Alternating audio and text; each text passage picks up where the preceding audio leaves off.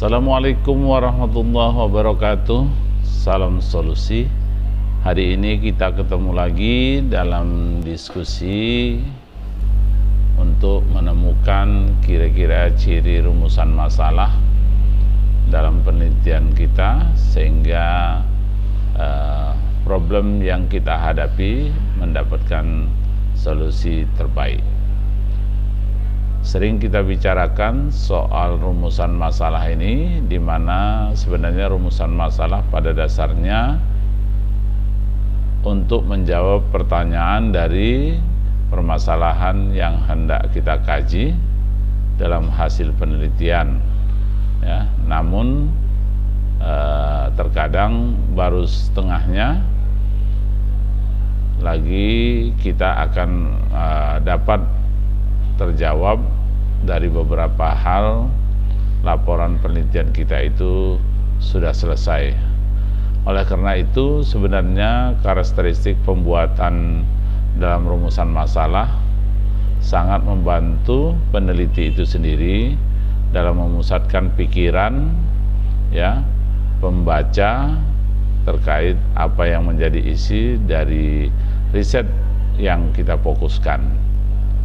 Jadi sebenarnya kalau kita mau lebih rinci, apa itu rumusan masalah? Tentu rumusan masalah adalah pembuatan latar belakang penelitian, juga merupakan dasar dari pembentukan sebuah kajian teori. Jadi teori penelitian yang hendak kita gunakan di suatu penelitian, jika tidak berdasarkan rumusan masalah, akan menjadi tidak terstruktur dan tidak dapat mencakup sebuah keseluruhan dalam kebutuhan penelitian yang akan kita lakukan. Oleh karena itu, dalam suatu rumusan masalah yang kita bahas, sebagian besar adalah metodologinya. Walaupun rumusan masalah itu berada pada bab 1, namun identifikasi masalah menjadi, ya, jawaban apa yang akan dikerjakan dalam sebuah penelitian pada bab 3. Oleh karena itu, rumusan masalah itu penting dalam pembentukan suatu metodologi penelitian. Ciri-ciri rumusan masalah yang kita anggap lebih baik, proses pembuatan rumusan masalah ini sebaiknya adalah pembuatan rumusan masalah yang dan kita harapkan terdapat dalam semua unsur mata pelajaran. Yang harapan kita adalah bisa memberikan penjelasan di akhirnya nanti. Nah, pertama, kita bisa melihat dari bentuk kalimat pertanyaan. Sementara dari rumusan masalah yang baik dan benar itu serta mengandung kualitas yang tinggi, bentuk rumusan masalahnya harus berupa pertanyaan. Apabila bentuk pernyataan, maka antara rumusan masalah dengan tujuan penelitian akan tidak terasa bedanya. Jadi artinya yang menjadi fokus pertama adalah bentuk kalimat pertanyaan, bukan pernyataan. Yang kedua, singkat, padat, dan jelas. Dalam kata lain, rumusan masalah yang harus dibentuk itu harus bersifat singkat, padat, dan jelas. Maksudnya adalah dari singkat, padat, dan jelas itu, rumusan masalah itu harus berdasarkan pada permasalahan subjek, objek, serta variabel dari sebuah penelitian. Namun yang perlu diingat, bentuk rumusan masalah ini harus berbentuk sebuah kalimat, karena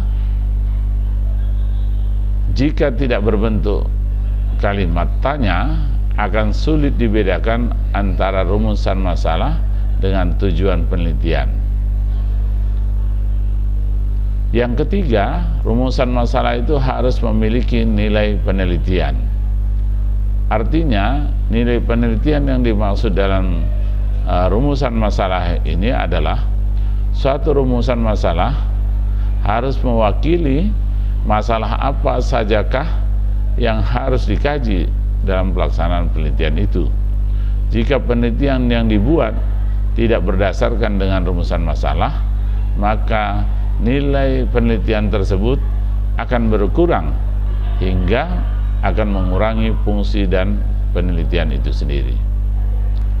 Di sisi lain, melalui perumusan masalah, untuk fokus penelitian, maka bidang kajian bisa dibatasi sehingga menunjukkan adanya korelasi pedoman penentu arah bagi sebuah penelitian. Berikutnya,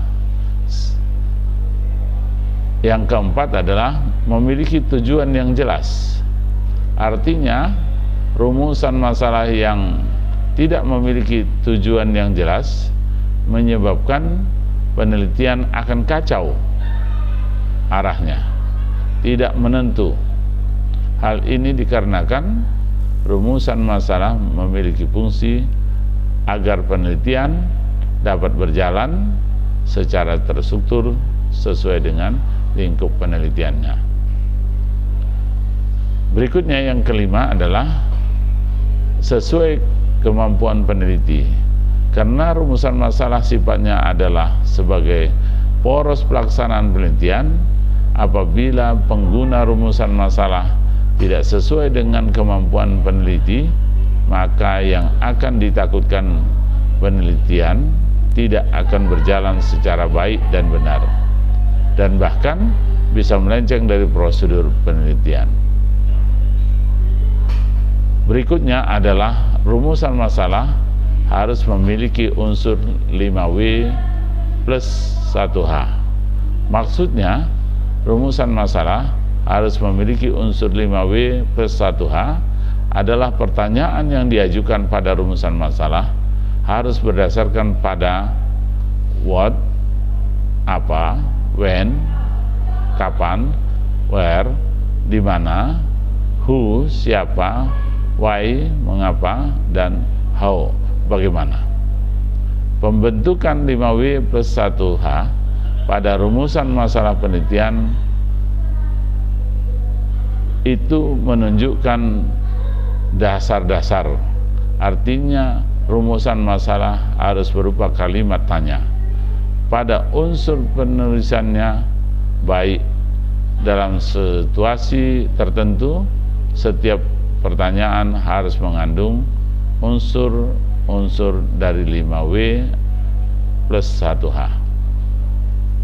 Jadi pembuatan rumusan masalah dan tujuan penulisan itu dianggap menjadi hal penting untuk kita lihat sebagai, atau kita perhatikan sebagai bentuk yang sangat serius. Jadi kalau boleh kita sebutkan dalam perumusan masalah, contoh yang bisa kita kemukakan, apakah sistem gratifikasi itu mampu mengurangi sampah padat? Bagaimana sistem gasifikasi mengubah sampah padat menjadi syngas? Apa keuntungan pengguna sistem gasifikasi untuk mengurangi sampah dan lain sebagainya?